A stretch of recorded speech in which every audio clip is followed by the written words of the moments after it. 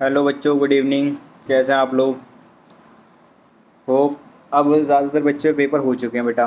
ठीक है, तो पेपर से आप लोगों को अंदाज़ा मिल गया होगा पेपर आ कैसे रहे हैं आपके। ठीक है, और आपका एन टी सॉरी कह रहा हूँ, N C I S M की तरफ से नीट का सिलेबस भी आ गया। आई नो कुछ टॉपिक रिड्यूस हुए हैं, ठीक है, but C B S E के अकॉर्डिंग सिलेबस आया है। ठीक है, तो एक चीज़ और ध्यान रखना, सी बी एस ई जैसे पेपर होते थे, सी बी एस ई के पेपर होते थे आई पी एम टी वाले, ये वो। ठीक है, सॉरी। तो उनकी जो है क्वेश्चन जो रिपीट होते हैं वो देख लेना पास्ट ईयर में। तो मैं आपके पास पीडीएफ भेज दूंगा, अगर आप लोग बोलोगे तो। आप लोग चाहिए होगी, इफ़ यू वांट। ठीक है, तो मैं पीडीएफ शेयर कर दूंगा ग्रुप में, आप लोग वहाँ से देख सकते हैं। उससे एक आपको आइडिया मिल जाएगा कैसे क्वेश्चन फॉर्म होते हैं। आइडिया क्या, अब आपको पता तो होगा जब आप टॉपिक पढ़ रहे हो। ठीक है, और आएगा क्वेश्चन हमारे सिलेबस से ही, सिलेबस से आउट ऑफ सिलेबस नहीं जाने वाला। ऐसा नहीं है कि कुछ आउट ऑफ पूछेंगे। ठीक है, ये मैं उन बच्चों के लिए बता रहा हूँ जो फ्रेशर बच्चे हैं, जो ड्रॉपर हैं उनको तो पता ही है। ठीक है बेटा, तो इस टाइम पे अब पढ़ने पे लग जाओ। वेदर चेंज हो रहा है, मौसम चेंज होगा, तबीयत ख़राब होगी, पेपर भी चल रहे हैं। ठीक है, मेरे ही पेपर आने वाले हैं, तो ये टाइम है पढ़ने का। पढ़ लो, फिर तो आगे चल के ठंडी आ रही है। ठीक है, ठंडी आओगे तो अपनी प्रिपरेशन रखो। अब टाइम भी करीब आता यार, आपके पेपर में भी, नीट का पेपर भी आप आपका 7 तारीख से होगा, 7 मई को। ठीक है, 7 मई को नहीं, फर्स्ट वीक ऑफ मई होगा। ठीक है, तो देखते हैं क्या डेट आएगी। क्या डेट पड़ेगी मई में? पहला संडे कब पड़ रहा है?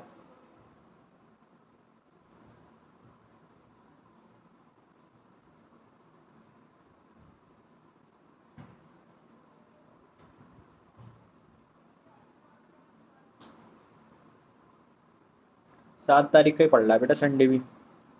कैलेंडर में भी 7 तारीख दिखा रहा है। 6 तारीख का सैटरडे, 7 तारीख का संडे। तो मोस्ट प्रोबेबली संडे में होता है पेपर, तो 7 तारीख ही होगी इस बार भी, क्योंकि लास्ट ईयर भी 7 थी, इस साल भी होता था 7 ही हो। ठीक है, तो देखते हैं, तारीख कोई सी हो, पेपर तो तुम्हें देने ही।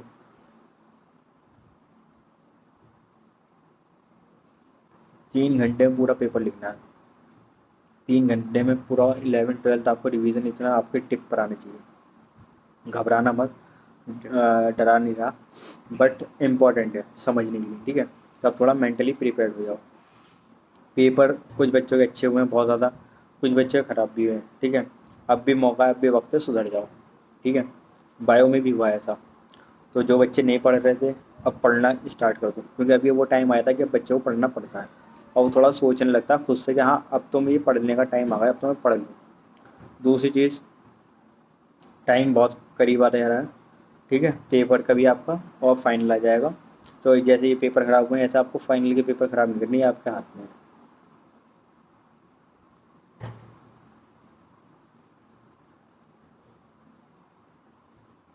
मुझे हो रहा है फीवर, मैंने खा रखी दवाई, और दवाई खाने के बाद में हो रहा है, नींद सी आ रही है। बट फिर भी मैं स्टिल आपके लिए क्लास रिकॉर्ड कर रहा हूँ। ठीक है, लास्ट टॉपिक हमने क्या पढ़ा था? ये चैप्टर बेटा बहुत इंपॉर्टेंट है, यहाँ से क्वेश्चन बहुत आते हैं, और ये आपकी जनरल लाइफ के लिए एक लाइफ लर्निंग लेसन है। क्यों? क्योंकि बेटा ये एक आपको वो दे रहा है, क्या बोलते हैं, आपकी बॉडी के बारे में। ठीक है, तो ह्यूमन फिजियोलॉजी बहुत इंपॉर्टेंट यूनिट है, तो इसे भूलना मत, इसे वो मत करना, इसे रिवाइज करना बार बार। और यही आपका बेस बनेगा मेडिकल कॉलेज में आने के बाद में। ठीक है, तो अब आगे बढ़ते हैं, next move to the topic. ठीक है, मैंने बताया था बेटा आपको कंडक्टिव जोन और रेस्पिरेटरी जोन के बारे में, आई होप वो क्लियर हो गया। कंडक्टिव जोन क्या होता है, रेस्पिरेटरी जोन क्या होता है। ठीक है, कंडक्शन में मैंने क्या बताया था, पूरा कंडक्शन जो हो रहा है उसके बारे में बात करेंगे। रेस्पिरेटरी में कैसे एक्सचेंज हो रहा है। ठीक है, कौन सा उसमें टिश्यू प्रेजेंट है। ठीक है, सिंपल स्क्वायमस एपिथेलियल टिश्यू। ठीक है, किसमें प्रेजेंट था हमारा, रेस्पिरेटरी जोन में। कंडक्टिव जोन में कौन सा था हमारा, एपिथेलियल टिश्यू। ठीक है, simple ciliated columnar plus pseudostratified. ठीक है, ये इसकी ही वजह है जो हमारी ये कंडक्शन जोन कहलाता है। ठीक है, इनका प्रॉपर वर्क क्या है, ये मैंने आपको एनिमल टिश्यू में पढ़ाया था बहुत अच्छे से। अगर आप भी आपको रिवाइज करना है तो आपके पास वीडियो लेक्चर अवेलेबल है, अभी भी आप उसका फ़ायदा उठा सकते हैं। ऑनलाइन का बस एक यही फ़ायदा है कि आपको बाद में भी आपकी क्लास मिल जाती है, ठीक है, तो आप उसको देख सकते हैं, वॉच कर सकते हैं आगे, ठीक है। रेस्पिरेटरी जोन में भी यही है कि ये टिश्यू है, ठीक है, तो इसका ही मैंने आपको उसमें पढ़ाया था। सी शेप के कार्टिलेजेस प्रेजेंट होते हैं, ठीक है, और स्ट्रक्चर ऑफ एल्वलाई क्लियर होगा। बस कुछ भी याद नहीं रखना, तीन मेम्ब्रेन होती है, उन्हें हम बोलते हैं बेसमेंट मेम्ब्रेन, ठीक है। क्या क्या होती हैं, simple squamous epithelial of alveoli, ठीक है, endothelium, capillary and basement membrane. इनकी थिकनेस कितनी होती है, <1 mm। बस इतना याद रखना आपको, ठीक है। Factor affecting the diffusion of the gases, ठीक है, थिकनेस पे डिपेंड करता है इसका फैक्टर अफेक्टिंग। थिकनेस कम है ज़्यादा है इस पे डिपेंड करता है, ठीक है।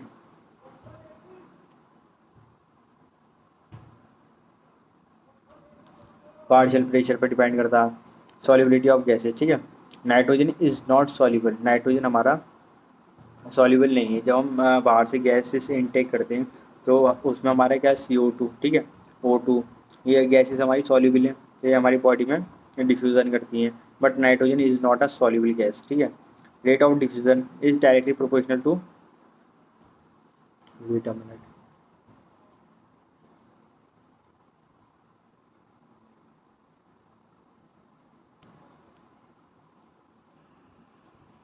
हाँ जी, ठीक है बेटा। तो rate of diffusion of gases का एक और भी is inversely proportional to 1 thickness of diffusion membrane, ठीक है। फिर आते हैं हम बात करते हैं थोरेसिक केज पे। थोरेसिक केज में मैंने आपको बताया था ये इंपॉर्टेंट है, कल मैंने आपको इसके बारे में पढ़ाया था, तो थोड़ा सा भी इस पर आ जाते हैं। बेटा लंग्स होते हैं हमारे, ठीक है, तो वो जो होते हैं वो हमारे थोरेसिक केज में उसको हम बोलते हैं थोरेसिक केज, ठीक है। जब आप अपना ये बॉडी पढ़ोगे मेडिकल कॉलेज में आने के बाद में तो आपको पता चलेगा रिब केज, थोरेसिक केज, ठीक है, पूरी बॉडी के बारे में आपको पता चलेगा। थोड़ा बहुत तो आपको जनरली पता भी होगा कि ये हमारा स्टर्नम होता है, ठीक है, रिब्स होती हैं, फिर डायफ्राम होता है, फिर एब्डोमिन होता है, फिर इसके अंदर ऑर्गन्स होते हैं, ठीक है, फिर हमारा पेल्विक रीजन होता है, यानी कि हमारी लोअर पार्ट ऑफ एब्डोमिन, ठीक है, वहाँ से हमारा पेल्विक रीजन स्टार्ट होता है। ये सारी चीज़ें आपको जनरली आपको पता होंगी, ठीक है, और नहीं पता होंगी जब आप पहले दिन मेडिकल कॉलेज में आओगे तो आपको ये चीज़ें बताई जाती हैं, जनरल चीज़ें, ठीक है। तो जो हमारे लंग्स एनाटॉमिकल सिचुएशन में प्लेस्ड हैं, ठीक है, तो लेफ्ट साइड राइट साइड में प्लेस्ड हैं, ठीक है। उसके बाद में थोरेसिक केज कैसे बनता है, थोरेसिक केज हमारे लंग्स हैं, लंग्स कैसे कवर्ड हुए हैं, ठीक है, डॉर्सली यानी पीछे की साइड पे, वेंट्रली आगे की साइड पे। आगे क्या है हमारा स्टर्नम है, ठीक है, स्टर्नम आ गया। डॉर्सली क्या आएगा हमारा वर्टिब्रल कॉलम, ठीक है, C7T12, ठीक है, ये आते हैं हमारे वर्टिब्रल कॉलम्स, ठीक है, ये यहाँ से स्टार्ट होते हैं, ठीक है। लेटरली रिब्स आ गई हमारी। लोअर साइड पे क्या होता है हमारा डोम शेप ऑफ डायफ्राम, यानी कि जो हमारा यहाँ ये जो पार्ट है ना, जब आप यहाँ देखोगे तो यहाँ पे ना एक एंडिंग सी है, यहाँ से आपकी डिवाइड हो रहा है कि जो हमारी ये वो है ना चेस्ट पे, तो आपको फील भी होगा, तो वहाँ पे डायफ्राम आता है, ठीक है, यहाँ से डायफ्राम मसल स्टार्ट होती है, डायफ्राम यानी कि हमारा एब्डोमेन पार्ट स्टार्ट होता है, ठीक है बेटा। मैकेनिज्म ऑफ ब्रीथ पे आज मेरे पास NCERT है, आई विल शो यू पूरे डायग्राम भी, ठीक है, एक सेकंड को बच्चों। ये रहा आपकी वो बुक में पेज नंबर 269 पर ये डायग्राम प्रेजेंट है जो मैं आपको बता रहा था, ठीक है बेटा। ये यहाँ से हमारा स्टार्ट होता है एपिग्लॉटिस, ठीक है, ये एपिग्लॉटिस में ये कब बताई थी मैंने, कवरिंग है फूड पाइप विंड पाइप की, ठीक है। फिर आ जाते हैं हमारे लैरिंग्स यानी कि साउंड बॉक्स, ये फिर हमारे ट्रैके स्टार्ट हो जाता है, ठीक है। आप हम यहाँ पर देखते हो यहाँ पे कार्टिलेजिनस वो प्रेजेंट है ड्रिंक्स, ठीक है। ये कैसे आगे से तो कवर्ड होते नहीं, पीछे वाली साइड से वो कवर्ड नहीं होते, तो इन्हें बोला गया है इनकम्प्लीट कार्टिलेजेस, C शेप के होते हैं, ठीक है। उसके बाद में आओ, फिर देखो यहाँ पे आने के बाद में ना यहाँ से डिवाइड हो रहा है, यहाँ से डायफ्राम यहाँ से डिवाइड हो रहा है। उसके बाद में आता है हमारे लंग्स आते हैं, ठीक है, ये लंग्स आ गए। फिर हमारा हार्ट आ गया है लंग्स के बीच में। फिर यहाँ से डायफ्राम स्टार्ट हो रहा है, देखो ये जो ऐसी वाली आपकी वो है ना, ये डायफ्राम है, ठीक है। तो ये सारी चीज़ें हैं, ठीक है। अब हम नेक्स्ट टॉपिक पढ़ रहे हैं आपका मैकेनिज्म ऑफ ब्रीथिंग, ठीक है, पेज नंबर 270। बड़े अच्छे अच्छे चीज लोग समझा नहीं पाते इसको, बट आपको मैं बहुत अच्छे से समझाऊंगा, बट आपको कॉन्सेंट्रेशन यहाँ होनी चाहिए, ठीक है बेटा। तो जब हम इंस्पायर वो करते हैं ब्रीथिंग करते हैं तो हम क्या करते हैं, इंस्पायर करते हैं और एक्सपायर करते हैं, सॉरी सॉरी सॉरी, ठीक है। अल्हम्दुलिल्लाह, शुक्रिया। तो बेटा जब हम मैकेनिज्म ऑफ ब्रेक की बात करते हैं तो हम इंस्पायरेशन करते हैं और एक्सपायरेशन करते हैं, ठीक है। हमारा ये ऑल्टरनेट प्रोसेस है। ऑल्टरनेट क्या है? एक बार कॉन्ट्रैक्ट करेंगे हमारी मसल, एक बार रिलैक्स करेंगे, ठीक है। कभी फील भी करना क्या सांस लो ऐसे करें तो अंदर दिखेगा तुम्हें कुछ कॉन्ट्रैक्शंस हो रहा है, ठीक है। फिर जब तुम सांस बाहर छोड़ोगे तो तुम्हें दिखेगा रिलैक्सेशन से कुछ हो रहा है, ठीक है। तो हमारी डायफ्राम मसल्स होती हैं, फेरिंग मसल्स होती हैं और एक्सटर्नल कोस्टल मसल्स होती हैं, ठीक है। ये हमारी मसल्स इसमें हेल्प करती है, ठीक है। देन उसके बाद में हमारी आती है इंटरकोस्टल मसल्स, ठीक है। इंटरकोस्टल मसल्स दो टाइप की मसल्स हैं, external coastal muscle and internal coastal muscles, ठीक है। ये थोड़ा बहुत 9th क्लास में आपको पढ़ाया भी जाता है, कुछ चीज़ें बताई जाती हैं, लेकिन अब आपको टाइम आएगा कि आपको डीपली पढ़ने का।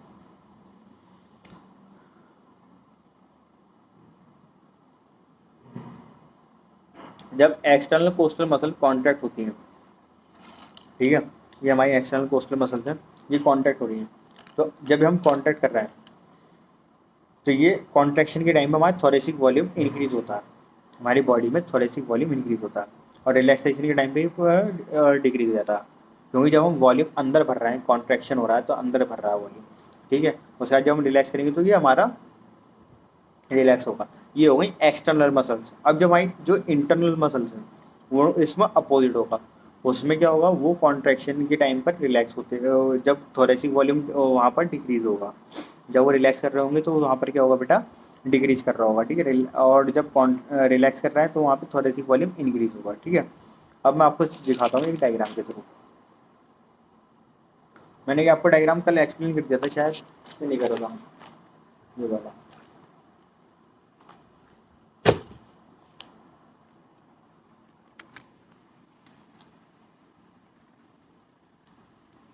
नहीं हो पाएगा, इसका बैक कैमरा में रोटेट कर नहीं पा रहा, नया आया है ना ये डिवाइस हमारे पास, तो अभी इसमें टाइम लग रहा है, बट आई ट्राई। ठीक है बेटा, ये है, ठीक है। इसमें क्या है कि ये तो हमारे स्टर्नम हो गया, ये हमारी रिप्स हो गई, ठीक है। उसके बाद में कवरिंग हो गई। अब क्या हो रहा है, वन बाय वन मैं एक स्टेप आपको बता रहा हूँ, ठीक है। पहले मैं बता दूँ, उसके बाद मैं आपको डायग्राम से एक्सप्लेन करूँगा, ठीक है। स्टर्नम, रिप्स और नीचे क्या आ गया हमारा जो डोम शेप बना हुआ है वो हो गया हमारा डायफ्राम, भट लीजिए, ठीक है, डायफ्राम। अब क्या होता है, जब आप फोर्सफुली और एक चीज़ और, अपर साइड पे ए लिखा हुआ है ना, उस पर लिख लेना एंटीरियर, और जहाँ पे नीचे पी लिखा हुआ है उस पर लिख लेना पोस्टीरियर, ठीक है। एंटीरियर और पोस्टीरियर का मतलब क्या होता है, एंटीरियर आगे की साइड और पोस्टीरियर पीछे की साइड। बट यहाँ पे क्या है हमारा, ऐसे एक्सेस में बात हो रही है हमारी वर्टिकल उसमें, तो वर्टिकल उसमें ऊपर वाला पार्ट क्या होगा एंटीरियर और नीचे वाला पार्ट क्या होगा हमारा पोस्टीरियर, ठीक है। अब क्या होगा कि जब हम प्रेशर भरेंगे, अब वॉल्यूम भरेंगे, ठीक है, हमारे उसमें वॉल्यूम इंक्रीज हो रहा है, ठीक है। थोरेसिक वॉल्यूम इंक्रीज हो रहा है, हम फोर्सफुल इंस्पिरेशन कर रहे हैं, ठीक है। सांस भर रहे हैं, जब तुम भर रहे होगे तो तुम्हें दिख रहा होगा अंदर कोई प्रेशर जा रहा है, कुछ वॉल्यूम उसमें लंग्स में, अब क्या हुआ हमारे लॉन्ग लंग्स में वॉल्यूम इंक्रीज हो गया है, ठीक है। तो अब ये जब इंक्रीज हो गया तो जब तुम ऐसे करोगे तो तुम्हें एक चीज़ दिखती होगी, ये तुम्हारा स्टर्नम है ना, ये थोड़ा सा तुम्हें लगता होगा ऊपर आ गया, ठीक है। तो ये ऐसा आता है, ठीक है। तो ये कौन सी उसमें एक्सेस में वो करता है, एंटीरियर पोस्टीरियर एक्सेस में। Thoracic volume is increase in anterior posterior access. इस टाइम भी क्या हो रहा है, कॉन्ट्रैक्शन हो रहा है, ठीक है। फिर नेक्स्ट पार्ट देखो इधर, ये तो मैंने इसका बता दिया आपको, यहाँ पे ये जो लिखा हुआ है। अब मैं इधर का बता रहा हूँ, ठीक है। ये कैसे हो रहा था, यहाँ से ये स्टर्नम है, स्टर्नम ऊपर को उठ गया, ठीक है। अब ये बताता हूँ, ये तो एक्सटर्नल बता दिया मैंने, ये कॉन्ट्रैक्शन बता दिया। अब ये इंटरनल वाला बताता हूँ, ठीक है। ये इधर से बता रहा हूँ, ठीक है। थोरेसिक वॉल्यूम, अब क्या होगा जब कॉन्ट्रैक्शन हो रहा है, ठीक है, external intercostal muscles of diaphragm, ठीक है, जो हमारा डायफ्राम है, ठीक है बेटा। तो अब ये थोरेसिक वॉल्यूम यानी हमारा ये जो अब वॉल्यूम इंक्रीज हो रहा है तो ये कौन सी एक्सिस में हो रहा है, ठीक है, डॉर्सल और वेंट्रल साइड, ठीक है।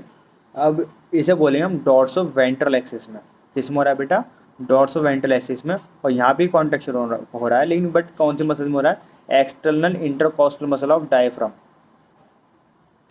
ठीक है। आ गई समझ में। क्लियर है। पहले स्टर्नम हमारा जब हम इंक्रीज हो रहा है, हमारा वॉल्यूम थोरेसिक वॉल्यूम इंक्रीज हो रहा है, ठीक है, तो एंटीरियर पोस्टीरियर एक्सिस में हो रहा है, ठीक है, यानी एंटीरियर पोस्टीरियर, मैंने आपको बता दिया, समझा दिया। इस टाइम में क्या कॉन्ट्रेक्शन हो रहा है हमारा, कॉन्ट्रेक्शन ऑफ डायफ्राम मसल, ठीक है। अब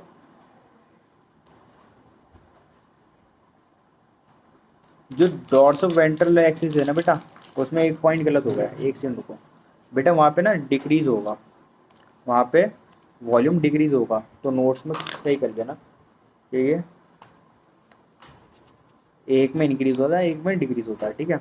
तो एंटीरियर पोस्टीरियर में तो इंक्रीज होगा, ठीक है। जब हम उसे एक्सपायर कर रहे हैं यानी बाहर निकाल रहे हैं, ठीक है, जितना हमने वॉल्यूम अपने लंग्स में फिल करा था, प्रेशर जितना भरा था, अब उसको अब जब हम बाहर निकाल रहे हैं, ठीक है, तो थोरेसिक वॉल्यूम जो हमारा इंक्रीज हुआ था अब वो डिक्रीज होगा, बाहर निकलेगा। तो कौन सी एक्सिस से निकलेगा, हमारे डॉर्सोवेंट्रल एक्सिस से। कौन सी मसल्स में हेल्प करती है, हमारी एक्सटर्नल इंटरकॉस्टल मसल्स। इसे फुल फॉर्म लिख लेना, EISM की फुल फॉर्म क्या है, एक्सटर्नल इंटरकॉस्टल मसल्स, ठीक है। इंस्पायरेशन के टाइम पे क्या होता है, एक्टिव प्रोसेस, जो हम इंस्पायरेशन कर रहे हैं उसमें क्या हो रहा है, हमारा एक्टिव प्रोसेस, उसमें एनर्जी भी लग रही है और वो भी देखो, ठीक है, इंस्पायरेशन हो रहा है, एक्टिव प्रोसेस है। इसमें क्या हो रहा है, कॉन्ट्रैक्शन ऑफ डायफ्राम मसल्स, ठीक है। इसमें क्या हो रहा है, इंक्रीज वॉल्यूम इन एंटीरियर पोस्टीरियर एक्सिस। क्या हो रहा है बेटा, इसमें डायफ्राम मसल्स कॉन्ट्रैक्ट हो रही है, बट हमारा वॉल्यूम इंक्रीज हो रहा है इन एंटीरियर पोस्टीरियर एक्सिस। ये जो AP लिखा हुआ है ना बेटा, इसे लिख लेना एंटीरियर पोस्टीरियर एक्सिस, ठीक है। फिर कॉन्ट्रैक्शन हो रहा है, और contraction of external intercostal muscle हो रहा है, ठीक है। इसमें वॉल्यूम हमारा डिक्रीज हो रहा है इन डॉर्सोवेंट्रल एक्सिस, ठीक है। तो ये क्या हो रहा है, हमारा total thoracic volume increase, pressure decrease हो रहा है, और ये हमारा इंस्पिरेशन है। एक्सपायरेशन क्या है बेटा, एक्सपायरेशन एक हमारा पैसिव प्रोसेस है। पैसिव प्रोसेस यानी बहुत मसल्स आर रिलैक्स, इस टाइम पे हमारी सारी मसल्स रिलैक्स करेंगी। जब हम इंस्पायर कर रहे होते हैं तो उस टाइम पे कॉन्ट्रैक्शन होता है, जब हम उसे एक्सपायर कर रहे होते हैं वहाँ पे हमारे क्या होता है, रिलैक्स कर रही होती है हमारी मसल्स, डायफ्राम मसल्स, ठीक है, इंटरकॉस्टल मसल, सारी मसल्स हमारी रिलैक्स कर रही होती है, ठीक है। इस टाइम पे क्या हो रहा होता है, जो हमारे लंग्स में वॉल्यूम फिल होता है अब वो डिक्रीज हो रहा होता है, तो ये लिखा हुआ है यहाँ पर डिक्रीज द थोरेसिक वॉल्यूम, ठीक है। जब वॉल्यूम डिक्रीज हो रहा है अब वहाँ पर प्रेशर बढ़ रहा है, ठीक है, तो यही हमारा एक्सपायरेशन है। क्या है बेटा, ये हमारा इस प्रोसेस को बोलते हैं हम एक्सपायरेशन, ठीक है। आई होप इतना क्लियर होगा, ठीक है। फोर्स एक्सपायरेशन, फोर्स एक्सपायरेशन क्या होता है, फोर्स एक्सपायरेशन होता है बेटा, ये भी एक एक्टिव प्रोसेस है। हम फोर्सफुली किसी चीज़ को खींच रहे हैं, उसमें ताकत लगा रहे हैं, उसमें एनर्जी लगा रहे हैं, ठीक है, ठीक है। तो ये ठीक है बेटा, फोर्सफुली एक्सपायरेशन करते हैं हम, तो एक्टिव प्रोसेस होता है हमारा, ठीक है। इस टाइम पे क्या होता है हमारा, contraction of internal intercostal muscles and abdominal muscles, ये हमारी दोनों कॉन्ट्रैक्ट करती हैं at the time of forceful expiration, ठीक है। तो इस टाइम पे क्या होता है, जो हमारा थोरेसिक वॉल्यूम है, जितना हमारे लंग्स में वॉल्यूम फिल होता है, अब जब हम उस टाइम पे उसे बाहर निकाल रहे होते हैं तो ये थोरेसिक वॉल्यूम हमारा डिक्रीज होता है, ठीक है। तो ये हमारा फोर्सफुली एक्सपायरेशन होता है, ठीक है। यहाँ तक क्लियर है। अब बढ़ जाते हैं नेक्स्ट टॉपिक पे, हमारा नेक्स्ट टॉपिक हमारा, इससे पहले एक बार ना NCERT रीड कर लेना, और कोई चीज़ कोई लाइन समझ में नहीं आए, प्रॉब्लम आए तो मुझे बता देना, ठीक है। वैसे तो मैंने कवर कर दिया है इसमें सारा part, respiratory volume and capacities, ठीक है। अब इसे कैसे पता चलेगा हमारा, कि जैसे हमारी for example heartbeat rate पता करने के लिए हमारे पास इंस्ट्रूमेंट है, ठीक है, BP चेक करने के लिए इंस्ट्रूमेंट है, ऐसे ही इसका भी एक इंस्ट्रूमेंट आता है, इसे बोलते हैं हम spirometer. Spirometer is an instrument which use for to measure pulmonary volume and capacity. Pulmonary volume बोलना है यानी कि इट्स मीन कि लंग्स में कितना वॉल्यूम फिल है, ठीक है। कैपेसिटीज़ के लंग्स उस टाइम में हमारी कैपेसिटी कितनी है, ठीक है। तो ये तो हमारा एक इंस्ट्रूमेंट का नाम हो गया, क्या नाम है उसका, स्पायरोमीटर, ठीक है। तो एक चीज़ याद रखना, जो BP इंस्ट्रूमेंट होती है बोलते हैं स्फेग्नोमीटर, तो ये स्पायरोमीटर है, तो थोड़ा सा भी कंफ्यूज मत होना, वहाँ पर ये क्वेश्चन में ऑप्शन ज़रूर रखा होगा, तो ये चीज़ दिमाग में क्लियर रखना कि किस पे टिक करना है, ठीक है। स्पायरोग्राम इज अ ग्राफिकल रिप्रेजेंटेशन, इसमें क्या होता है बेटा, ग्राफिकल रिप्रेजेंटेशन दिखाते हैं। के ग्राफिकली रिप्रेजेंटेशन बताएंगे, उसमें पता चल जाएगा आपको कि वॉल्यूम कितना है और कैपेसिटी कितनी है।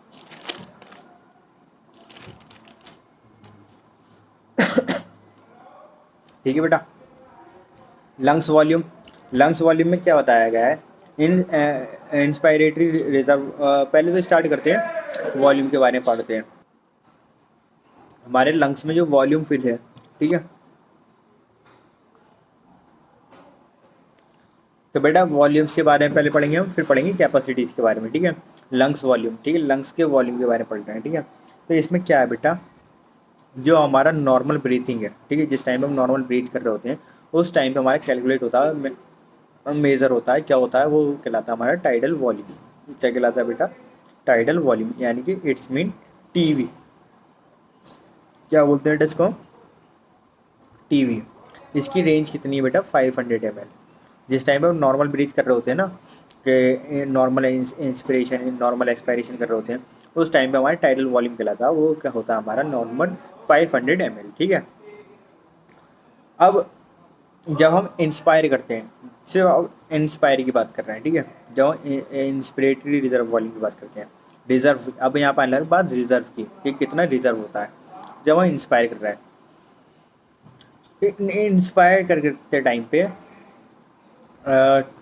2500 टू 3000 तक हमारा ये वेरी करता है, यानी कि 2500 से 3000 ml तक ये हमारा इंस्पिरेटरी रिजर्व वॉल्यूम की एक रेंज बताई गई है, ठीक है।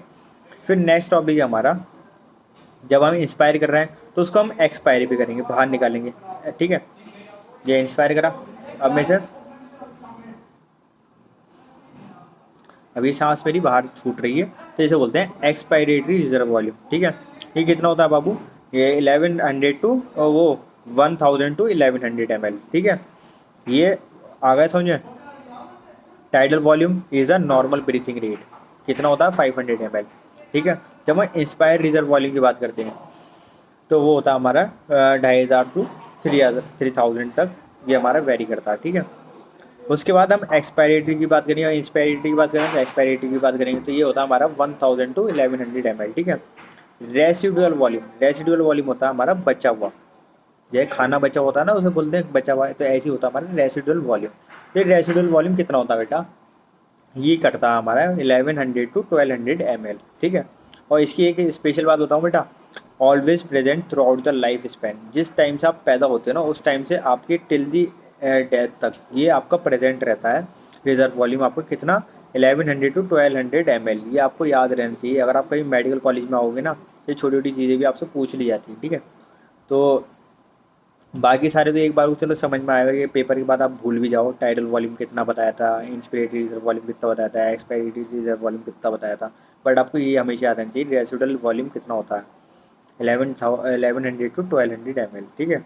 और ये प्रेजेंट रहता है थ्रू आउट दी लाइफ, यानी कि टिल दी बर्थ तो टिल दी डेथ, ठीक है।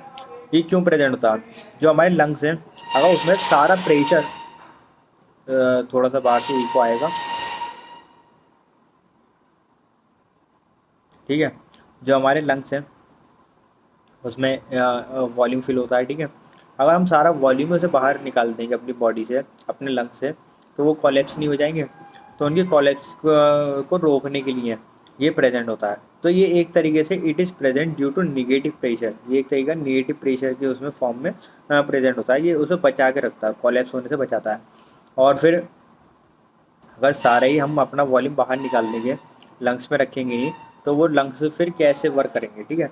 तो ये एक नेचुरली ऐसा हमारे इम्प्लीमेंट हुआ है हमारी बॉडी में कि रेसिडुअल वॉल्यूम हमारे थ्रू आउट की लाइफ प्रेजेंट रहता है। ये जब ही ख़त्म होता है जब आपकी डेथ का टाइम होता है, डेथ होती है, ठीक है, उस टाइम पर ये सारा निकल जाता है। 1100 टू 1200 ml, ये याद रखना,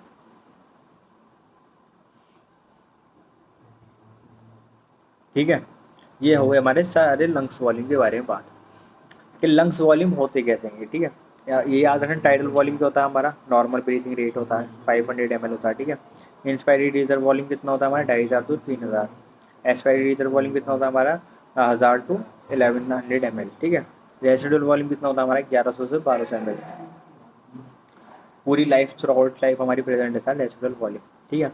आगे चल के नहीं क्या बोलूँगा मैं, रेसिडुअल वॉल्यूम को बोलूँगा आरवी, एक्सपायरी रिजर्व वॉल्यूम को बोलेंगे हम ERV, इंस्पायरी रिजर्व वॉल्यूम को बोल देंगे हम IRV, ठीक है। टाइडल वॉल्यूम की क्या बोलेंगे TV।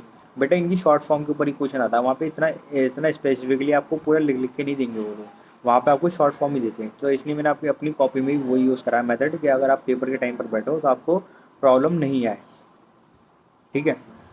फिर हम बात करते हैं लंग्स कैपेसिटीज़ की। जब कैपेसिटीज़ है यानी कैपेसिटी क्या होती है किसी चीज़ की,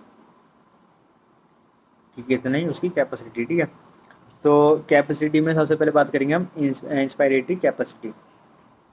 तो इसमें नॉर्मली क्या क्या आएगा हमारा, टाइडल वॉल्यूम आएगा, ठीक है।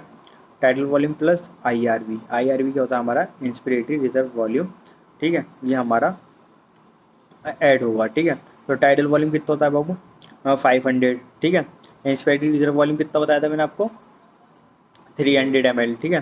300 और 500 प्लस करूँ कितना हो जाएंगे, 3500 ml ये टोटल होता है। तो ये कैपेसिटी है कि रिजर्व वॉल्यूम मिलके तो जब हम कैपेसिटी की बात करते हैं तो उस टाइम पे टाइडल वॉल्यूम प्रेजेंट होगा और इंस्पिरेटरी रिजर्व वॉल्यूम प्रेजेंट होगा। तो ये आपको एक डेटा गिवन करेगा कितना, 3500 ml, ठीक है। फिर एक्सपिरेटरी कैपेसिटी, इसमें क्या होता है, टाइडल वॉल्यूम प्लस ERV क्या हमारा, एक्सपिरेटरी रिजर्व वॉल्यूम, ठीक है।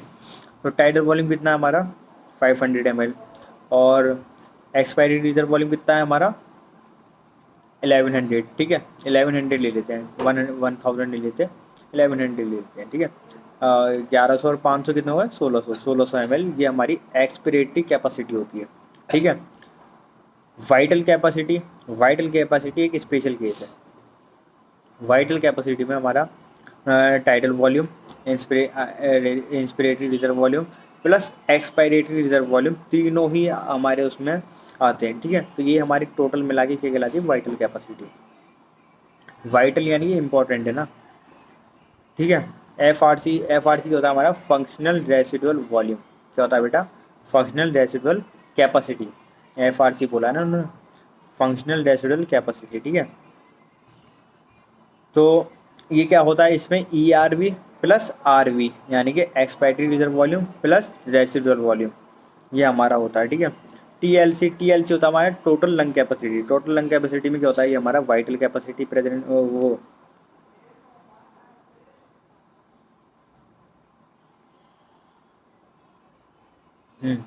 वाइटल कैपेसिटी, जो इतने भी हमारे vital capacity total lung capacity में क्या आएगा बेटा, एक सेकंड रुको मैं इसे करेक्ट कर दूँ, यहाँ पे एक मिस्टेक है नोट्स में, एक मिनट बेटा। तो टोटल लंग कैपेसिटी में क्या था हमारा वाइटल, ये मैंने क्या लिखा हुआ है, शॉर्ट फॉर्म में लिखा हुआ वाइटल कैपेसिटी। जितनी भी चीज़ें वाइटल कैपेसिटी में आती हैं यानी tidal volume, inspiratory reserve volume, expiry reserve volume, ये तीनों चीज़ें इसमें इन्वॉल्व हैं, ठीक है। यहाँ पे मैंने ये इतना सारा मेंशन नहीं करा था, डायरेक्ट लिखा है वाइटल कैपेसिटी।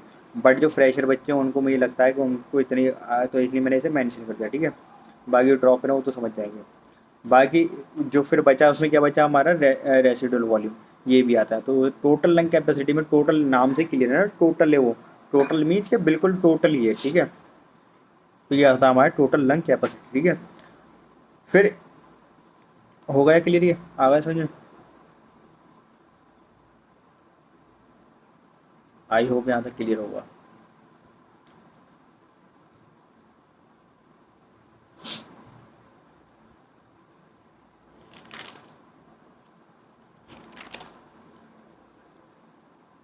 एक बार रिवाइज करा रहा हूँ, ठीक है। जब हम ब्रीथिंग करते हैं यानी कि हम इंस्पायरेशन एक्सपायरेशन करते हैं, ठीक है, ये ऑल्टरनेट प्रोसेस है, 1 बाय 1 होता है, ठीक है।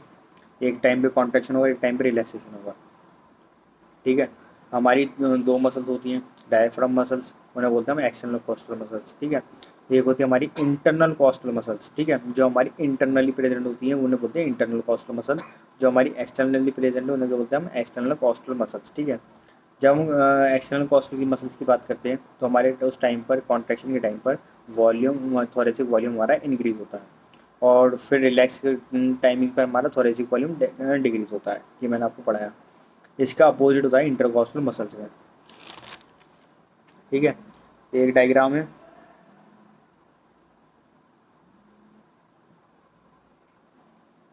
ठीक है बेटा। तो ये एक कॉन्सेप्टल डिस्कशन करा था हमने कि कैसे जब हम थोरेसिक वॉल्यूम इंक्रीज होता है तो जो हमारा स्टर्नम है वो कैसे हमारा स्टर्नम का साइज अप डाउन जाता है, ठीक है। तो उसे बोलते हैं कौन सी एक्सिस में वो लाई करता है, एंटीरियर पोस्टीरियर एक्सिस, ठीक है। तो इस टाइम पे कॉन्ट्रैक्शन होता है, इस टाइम पे हमारा वॉल्यूम इंक्रीज होता है, ठीक है। जब फिर ये डिक्रीज होता है तो हमारी इंटरनल कॉस्टल मसल्स जो होती हैं वो हमारी डोर्सो वेंट्रल एक्सिस में होती हैं, ठीक है। तो इस टाइम पे हमारी कॉन्ट्रैक्शन हो रहा होता है, कॉन्ट्रैक्शन दोनों केसेस में, बट डिफरेंस है कि यहाँ पे एंटीरियर पोस्टीरियर एक्सिस में क्या हो रहा है कि कॉन्ट्रैक्शन हो रहा है डायफ्राम मसल्स का, ठीक है। और इसमें डॉर्सो वेंट्रल एक्सिस में क्या हो रहा है बेटा, contraction of external intercostal muscles, ठीक है। यानी कि हमारी एक्सटर्नल इंटरकॉस्टल मसल का कॉन्ट्रैक्शन हो रहा है, ठीक है। इंस्पायरेशन एक्टिव प्रोसेस होता है, सबको पता है, ठीक है। इसमें एनर्जी की जरूरत पड़ती है, तो इसमें क्या होता है, contraction of diaphragm muscles plus increase volume in anterior posterior axis, ठीक है। फिर सेकंड पॉइंट है हमारा contraction of external intercostal muscle. इसमें क्या होता है बेटा, डॉर्सो वेंट्रल वाले में क्या होता है बेटा, डिक्रीज होता है। डॉर्सो वेंट्रल वाले में डिक्रीज वॉल्यूम इन डॉर्सो वेंट्रल एक्सिस, ठीक है। टोटल थोरेसिक वॉल्यूम में क्या बताया मैंने आपको कि जब टोटल थोरेसिक वॉल्यूम की बात करेंगे, इन दोनों को प्लस करेंगे तो वॉल्यूम तो इंक्रीज हो रहा है, प्रेशर डिक्रीज हो रहा है, ठीक है। वॉल्यूम अंदर बढ़ रहा है, प्रेशर बाहर निकल रहा है, ठीक है। हमेशा याद रखना, higher pressure to lower pressure हमारी गैसेस मूव करती हैं, ठीक है। तो बाहर एटमोसफेयर में ज़्यादा प्रेशर है as compare to our body, ठीक है। तो प्रेशर डिक्रीज हो रहा है, वॉल्यूम इंक्रीज कर गया, भले ही टोटल थोरेसिक वॉल्यूम इंक्रीज हो गया बट प्रेशर डिक्रीज हो रहा है। तो ये हमारा क्या है, इंस्पायरेशन है, ठीक है। एक्सपायरेशन इसका अपोजिट है, पैसिव प्रोसेस है। इसमें बोथ मसल्स हमारी रिलैक्स करती हैं, डिक्रीज होता है हमारा thoracic volume, thoracic pressure increase होता है। ये पॉइंट याद रखना कि कहाँ पे प्रेशर इंक्रीज हो रहा है, कहाँ पे वॉल्यूम डिक्रीज हो रहा है, कहाँ पे वॉल्यूम इंक्रीज हो रहा है। और ये आपको ये मेन पॉइंट है, ये हाईलाइट है पॉइंट की, ये आपको याद रखना चाहिए, ठीक है। फोर्सफुल एक्सपायरेशन ये एक एक्टिव प्रोसेस है, ठीक है। इसमें दो मसल्स हमारी वर्क करती हैं, कॉन्ट्रैक्ट होती हैं, internal intercostal muscles plus abdominal muscles. ये इंपॉर्टेंट है, याद रखना कि पूछेंगे जब हम फोर्सफुली एक्सपायरेशन करते हैं। एक्सपायरेशन जब हम पूरी, उसे देखा उन्होंने देखा बाबा रामदेव को, तो पूरे पेट को अपने अंदर कर देते हैं, ठीक है। तो उसमें क्या होता है, इसमें जो दोनों मसल्स है ना हमारी, वो इतनी कॉन्ट्रैक्ट हो जाती है ना, इतनी कॉन्ट्रैक्ट हो जाती है, सारी सांस हमारी बॉडी से बाहर जितनी भी हमारी एयर अंदर है वो बाहर निकलने की कोशिश करती है, बस रेजिडुअल वॉल्यूम को छोड़कर, ठीक है। तो internal intercostal muscle plus abdominal muscles, ये दोनों हमारे फोर्सफुल एक्सपायरेशन में हेल्प करती है। तो इसमें क्या होता है, थोरेसिक वॉल्यूम तो डिक्रीज हो जाता है, क्योंकि सारा वॉल्यूम तो हमारा वो बिल्कुल देखो बाबा रामदेव का पेट बिल्कुल अंदर चिपक जाता है। तो उस टाइम पे क्या हो रहा है, वॉल्यूम डिक्रीज हो रहा है और वो फोर्सफुली एक्सपायर कर रहे हैं, हम फोर्सफुली कर रहे हैं किसी चीज़ को। तो ये फोर्सफुली जो भी चीज़ करेंगे वो तो एक्टिव प्रोसेस में आएगा, ठीक है। रेस्पिरेटरी वॉल्यूम एंड कैपेसिटी, इसके बारे में हमने बात करी। स्पायरोमीटर क्या है कि हमारा इंस्ट्रूमेंट है जो मेज़र करता है हमारे पल्मोनरी वॉल्यूम को और पल्मोनरी कैपेसिटीज़ को। पल्मोन्स वर्ड जहाँ पे भी आता है वहाँ पे समझ जाओ लंग्स की बात कर रहे हैं, ठीक है। स्पायरोग्राम में क्या होता है, ग्राफिकल रिप्रेजेंटेशन होता है, जैसे हमारी ईसीजी होती है ना, ऐसी हार्ट की ईसीजी होती, ऐसी ही होता है हमारा spirogram, is the graphical representation. Lungs volume की बात करते हैं, इंस्पायरेटरी वॉल्यूम। पहले हम टाइटल वॉल्यूम की बात करते हैं। टाइटल वॉल्यूम हमारा नॉर्मल ब्रीथिंग वो है, ठीक है, 500 ml होता है। इंस्पायरी रिजर्व वॉल्यूम की बात करते हैं, कितना होता है हमारा 2500 to 3000 ml, ठीक है। एक्सपायरी रिजर्व वॉल्यूम की बात करते हैं कि इतना होता है हमारा 1000 to 1100 ml। रेसिडुअल वॉल्यूम जो हमारा बचा हुआ होता है, ठीक है, तो कितना होता है हमारा 1100 to 1200 ml, ठीक है। ये थ्रू आउट द लाइफ हमारी प्रेजेंट होता है रेसिडुअल वॉल्यूम, ठीक है। ये स्पेशल केस है, याद रखना। फिर यही होता है जो हमारे लंग्स को कोलैप्स होने से बचाता है। तो हमारे लंग्स में प्रेशर बना रहना चाहिए, नहीं तो वो फिर आगे वर्क कैसे करेंगे, ठीक है। लंग कैपेसिटीज़ के बारे में हमने बात करी, आईसी, ईसी, वीसी, एफआरसी और टीएलसी, ठीक है। तो आईसी और वीसी की तो फुल फॉर्म समझ जाओगे। आई से क्या आता है हमारा इंस्पायरेटरी कैपेसिटी, ई से क्या आता है हमारा एक्सपायरेटरी कैपेसिटी, वी से क्या आता है हमारे वाइटल कैपेसिटी, एफआरसी क्या है हमारा फंक्शनल रेसिडुअल कैपेसिटी, टीएलसी क्या है बेटा टोटल लंग कैपेसिटी, ठीक है। तो जब आपके पेपर होते हैं, जब आपके टेस्ट होते हैं तो उसका टोटल होता है ना सारे सब्जेक्ट का। तो ऐसे ही है कि जितने भी हमारे वॉल्यूम में जितने भी हमारी कैपेसिटी है उसका टोटल लंग कैपेसिटी। कभी देखा भी हो किसी पेशेंट का कराते हैं तो उसमें क्या वो देखते हैं हम टीएलसी, ठीक है। टीएलसी क्या होता है total lung capacity. Specially asthma वाले पेशेंट, एस्थमा वाले पेशेंट को, एम्फाइजमा वाले पेशेंट को हम ये कराते हैं, ठीक है। एस्थमा कभी नहीं बोलना, उसे बोलते हैं हम एस्थमा। ठीक है। IC क्या होता है हमारा, TV प्लस IRV, इसको ऐड करके हमारा टोटल वो आती है इसकी कैपेसिटी, ठीक है। कितनी होती है बेटा, 3000 टू 3500 ml, ठीक है। EC expiratory capacity 1600 ml। VC vital capacity यानी कि हमारी, इसमें क्या क्या आता है हमारा, TV IRV ERV, ये वर्क आपका है। इनको तीनों को कैलकुलेट करके आप यहाँ पे लिखोगे, आपको पता होना चाहिए, ठीक है। FRC इसे भी आप कैलकुलेट करके लिखोगे, और TLC भी आप कैलकुलेट करके लिखोगे। उसमें क्या क्या आता है हमारा, TV IRV ERV, ठीक है, ये आता है हमारा।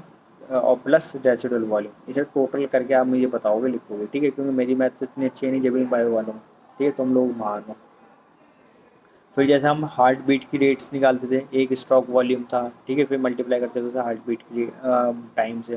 तो ऐसे हम पल्मोनरी वेंटिलेशन का एक फॉर्मूला है, pulmonary ventilation is equal to rate of breathing multiplied tidal volume, ठीक है। जब हम एक बार इंस्पायर कर रहे होते हैं, एक्सपायर कर रहे होते हैं, तो वो कितना होता है हमारे 12 to 16।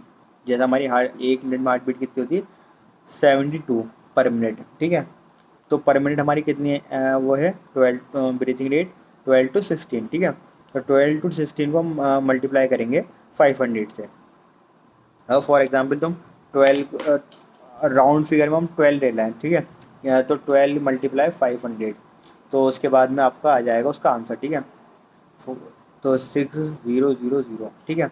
अब किसी का एवरेज 14 है, तो 14 मल्टीप्लाई 500, ये देखना पड़ता है, इसलिए इसका कोई फाइनल कंक्लूजन है नहीं। जैसा आपको न्यूमेरिकल में गिवन होगा, जैसा आपको बताया होगा एग्जामिनर ने क्वेश्चन में, आप उसके अकॉर्डिंग, ठीक है। Which of the following can not measure by spirometer, ये एक और स्पेशल केस है बेटा। RV residual volume, residual volume हो चाहे रेसिडुअल कैपेसिटी हो, ठीक है, ये मेज़र नहीं होता। ये मेज़र स्पायरोमीटर से कभी भी मेज़र हम इसको नहीं कर सकते। Spirometer does not measure residual volume, residual capacity. मैं लिख भी देता हूँ,